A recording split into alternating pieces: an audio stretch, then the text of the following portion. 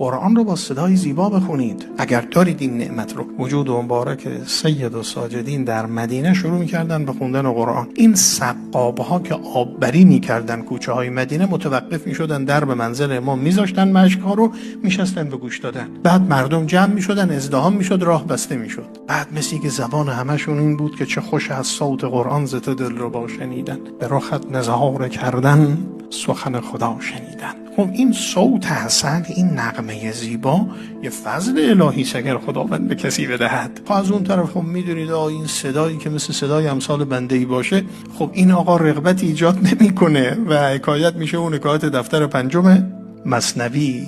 بالاخره اون مؤذنه اومد و تو کافرستانی این شروع کرد به اذان گفتن، مقید بود که بالاخره دست رو بذاره و اذان اونچنانی هم بگه. بنده خدا خب صدایی نداشت. دیدن یکی دو شب که اذان گفت، یه یهودی اومد و یه بساط مهمی هم آورده است و حلوایی و بساطی و هدایایی رو کادوهایی رو. گفت این مؤذن کیه، کجای؟ گفتم گفت میخوام براش هدیه بدم. گفتن جناب یهودی شما چی شده که به مؤذن مسلمان علاقه پیدا کردی؟ گفت این دختر من مدت ها بود میخواست مسلمان بشه، هوای اسلام داشت. یه چند شبی که این داره اذان میگه سوال کردیم چیه؟ گفتن این اذان مسلمانی است. گفت دیگه اگر این اذان مسلمانی است خدا حافظ، ما میلی به مسلمانی نداریم، گر تو قرآن بری نمدخانی ببری رونق مسلمانی. و باز اون حکایت گلستان رو هم که گاهی عرض کردم خدمتتون، بالاخره اذان میگفت و این انکر الاصوات اصلا صدا نکرو. بالاخره مردم به تنگ آمدن، گفتن آقا کاری بکنید. اومد بنده خدا گفت آقا شما این رو بگیرید، این ماهانه رو تاش ببرید جای دیگه، خانه بنشینید، برید جای دیگه. آقا ما ده بالا که بودیم به ما 50 دینار دادن که دیگه اذان نگیم بیایم اینجا، حالا شما 20 دینار داری میدی؟ نرخ ما بالاتر از این حرفاست. خب اون صدای خوش، اینم صدای